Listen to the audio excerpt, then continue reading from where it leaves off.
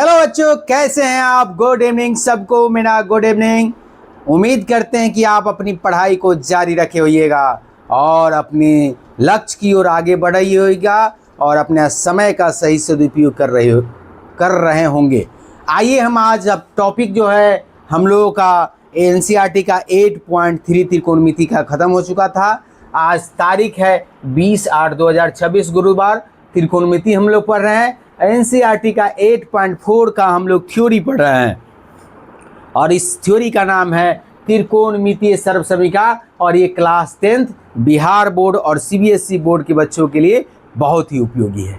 तो चलिए बिना देरी किए आगे बढ़ते हैं और आपको हम बताते हैं कि त्रिकोणमितीय सर्वसमीका क्या होता है, ट्रिगोनोमेट्रिक आइडेंटिटीज क्या होता है, ट्रिगोनोमेट्रिक आइडेंटिटीज क्या होता है, इसके बारे में हम लोग पहले पढ़े हैं कि एक समीकरण को कोई भी इक्वेशन होता है उसको सर्वसमीका तब कहा जाता है जबकि यह संबंधित चरों के सभी मानों के लिए सब सत्य होता है, तब उसको हम समीकरण को क्या कहते थे, सर्वसमीका कहते थे।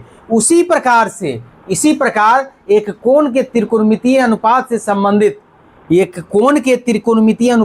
संबंधित सर्वसमीका को त्रिकोणमितीय सर्वसमीका कहा जाता है, जबकि यह संबंधित कोण या कोणों के सभी मानों के लिए सत्य हो। अगर ये सर्वसमीका लिखा हुआ है तो वो थीटा के चाहे ए के जो भी एंगल दिया उसके सभी मानों के लिए क्या होना चाहिए, सत्य होना चाहिए। चाहे वो मान 0 डिग्री थीटा हो, 0 से लेकर 90 डिग्री के बीच जो भी वैल्यू है, कोई भी वैल्यू पुट करे तो LHS और RHS दायां पक्ष और बायां पक्ष बराबर होगा, तब वो इक्वेशन क्या होगा, त्रिकोणमितीय अनुपात का जो इक्वेशन होगा वो सर्वसमीका कहलाएगा।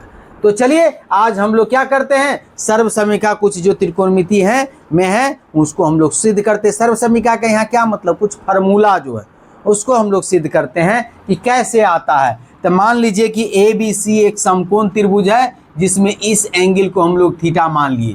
तो ये थीटा के सामने वाला कोण क्या होता है, परपेंडिकुलर होता है। इसके बगल वाला क्या होता है, बेस होता है। और ये क्या होता है, सबसे बड़ी भुजा हमारा हाइपोटेनस यानी कर्ण होता है। ये लंब होता है, ये आधार होता है और ये कर्ण होता है। तो क्या कहा कि माना कि ABC एक समकोण त्रिभुज है जिसमें B समकोण है, यानी B कितना है, 90 डिग्री है। तो हम लोग पाइथागोरस प्रमेय से क्या पढ़े थे, लंब का स्क्वायर जो आधार का स्क्वायर बराबर क्या होता है, कर्ण का स्क्वायर।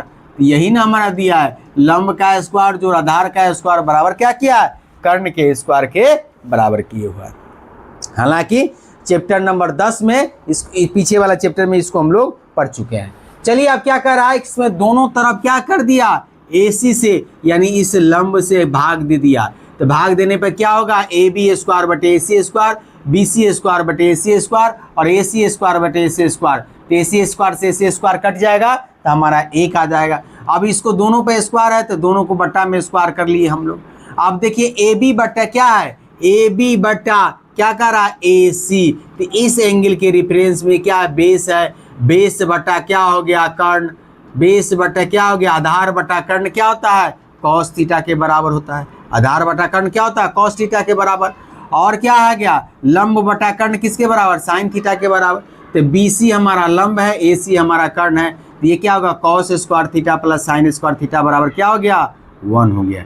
यानी ये हमारा क्या होगा, थीटा जो हमारा 0 से 90 डिग्री के लिए कोई भी वैल्यू मानेंगे सब के लिए ये इक्वेशन सत्य है। इसका मतलब ये क्या, त्रिकोणमितीय सर्वसमीका हो गया। इसी को हम लोग इस तरह से भी लिख सकते हैं। अगर मान लीजिए हमको साइन स्क्वायर थीटा को रहने देते हैं इधर, तो इधर कर देंगे तो हमारे पास क्या होगा, 1 माइनस कॉस स्क्वायर थीटा हो गया। तो यहाँ हमारा क्या हो गया, साइन थीटा बराबर क्या हो गया, √1 माइनस कॉस स्क्वायर थीटा हो गया। उसी तरह से अगर कॉस स्क्वायर थीटा को यहाँ रहने देंगे तो कॉस स्क्वायर थीटा बराबर क्या होगा, 1 माइनस साइन स्क्वायर थीटा होगा। इसका मतलब क्या हो गया, हमारे पास कॉस थीटा क्या होगा, √1 माइनस साइन स्क्वायर थीटा। तो इस तरह से इस सर्वसमीका से अन्य सर्वसमीका कॉस थीटा और साइन थीटा के टर्म में निकाल सकते हैं। अब इस इक्वेशन में हम लोग क्या करेंगे, इक्वेशन 1 में दोनों तरफ फिर AB से भाग दे दिए। तो इस AB से भाग देने पर क्या आएगा, AB स्क्वायर बटा AB, BC स्क्वायर बटा AB और AC स्क्वायर बटा AB। AB से भी कट जाएगा तो 1 हो गया और BC बटा AB हो गया। तो BC बटा AB क्या हो गया, BC बटा AB ये tan थीटा के बराबर हो गया, तो यहाँ tan थीटा लिख देंगे स्क्वायर, और AC बटा AB क्या हो गया हमारा सेक थीटा, तो सेक थीटा को लिख देंगे। इसको इधर ले जाएंगे तो हमारा क्या होगा, sec square theta minus tan square theta बराबर 1 होता है। तो ये हमारा थीटा 0 से 90 डिग्री तक कोई भी वैल्यू डालेंगे तो हमारा बायां पक्ष और दायां पक्ष दोनों बराबर हो जाएगा। इसका मतलब यह त्रिकोणमितीय अनुपात जो समीकरण लिखा हुआ है ये क्या है, हमारा सर्व समीकरण है। उसी तरह समीकरण 1 में फिर से क्या कर दिए, हम लोग BC स्क्वायर से भाग दे देंगे, यानी इससे हम लोग भाग, एक बार इससे दिए, एक बार इससे दिए, अब एक बार इससे भाग दे दिए। तो भाग देने पर हमारे पास AB बटा BC स्क्वायर हो गया, BC स्क्वायर बटा BC स्क्वायर हो गया, AC स्क्वायर बटा BC स्क्वायर हो गया। तो BC से BC कैंसिल हो गया, तो हमारे पास यहाँ 1 बच गया। AB बटा AC क्या है, AB बटा AC, AB बटा AC ये क्या हो गया तुम्हारा, AB बटा BC है, AB बटा BC क्या हो गया तुम्हारा, ये हमारा 20, AB बटा BC ये हमारा क्या हो गया, AB बटा BC हमारा क्या हो गया, कॉट थीटा हो गया, और ये हमारा क्या हो गया, AC बटा BC क्या हो गया हमारा, कॉसेक थीटा हो गया। तो ये क्या होगा, कॉट स्क्वायर थीटा प्लस 1 बराबर कॉसेक स्क्वायर थीटा। अगर इसको इधर ले जाएंगे तो cosec square theta minus cot square theta ये बराबर 1 हो गया। ये भी क्या है, थीटा अगर 0 से 90 डिग्री के बीच में कोई भी वैल्यू डालेंगे तो उस वैल्यू के लिए सत्य होता है। तो इसलिए क्या है, ये भी एक सर्व समीका है। अब हमको कुछ फार्मूला को याद रखना है। जैसे हमारे पास क्या होता है, tan थीटा बराबर होता है sin थीटा बटे cos थीटा, इसका हम लोग प्रयोग करेंगे। cot थीटा बराबर क्या होगा, cos थीटा बटे sin थीटा। cosec थीटा बराबर क्या होता है, 1 बटे sin थीटा। sec थीटा बराबर क्या होता है, 1 बटे cos थीटा। और ये फार्मूला क्या होता है, a square minus b square बराबर क्या होता है, a square minus b square बराबर होता है a plus b into a minus b. A plus b का होल स्क्वायर क्या होता है, a square plus b square plus 2ab। a minus b का होल स्क्वायर क्या होता है, a square plus b square minus 2ab। a cube plus b cube बराबर क्या होता है, तो a plus b into a square plus b square minus a b होता है। a cube minus b cube क्या होता है, a माइनस बी, और a square plus b square plus a b होता है। तो इस सारे फार्मूले को आपको याद रखना है और इसी फार्मूला का यूज़ करके हम लोग इसमें सवाल को बनाएंगे। तो आज हम लोग क्या किए, जितने भी फार्मूला लिखना था और फार्मूला कैसे डिराइव हुआ, सर्व समीका किसे कहते हैं, उसका डिफिनीशन हम लोग लिखा और फार्मूला को हम लोग जाने कि कैसे फार्मूला। और ये सारे फार्मूला का प्रयोग हम लोग, ये अलजेब्रिक फार्मूला का भी प्रयोग इसमें करेंगे और ट्रिगोमेट्रिकल फार्मूला जो भी है उसका भी प्रयोग करेंगे, और इसमें हम लोग सारे क्वेश्चन को बनाएंगे। और आपको सॉल्व एग्जाम्पल इसमें दिए हुआ है, कितना दिया है, 3 गो सॉल्व एग्जाम्पल, 12, 13, 14, 15, 4 गो सॉल्व एग्जाम्पल दिया है।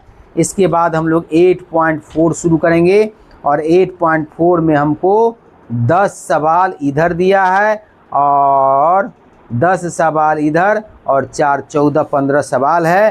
तो इसको हम लोग ख़त्म करेंगे और ख़त्म करने के बाद हम लोग इससे पूछे गए विभिन्न जो एग्ज़ाम में क्वेश्चन हैं बिहार बोर्ड में, वो सारे क्वेश्चन को हम लोग डील करेंगे।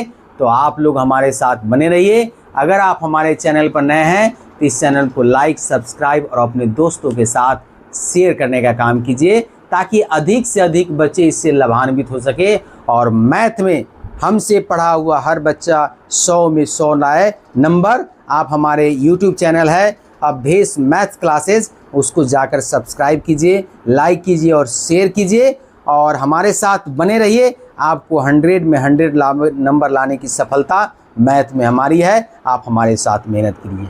तो आज के लिए इतना ही रखते हैं। जय हिंद, जय भारत। आप लोग अपना पढ़ाई जारी रखिए और अपने गार्जियन का नाम रोशन कीजिए और समय का सही सदुपयोग कीजिए। निरंतरता बना के पढ़िए, ये नहीं कि एक दिन 8 घंटा पढ़े और एक दिन सुतले रह गए। ऐसा काम नहीं करना है। हमको जो भी काम करना है कंटिन्यूटी के साथ करना है। तो जय हिंद, जय भारत।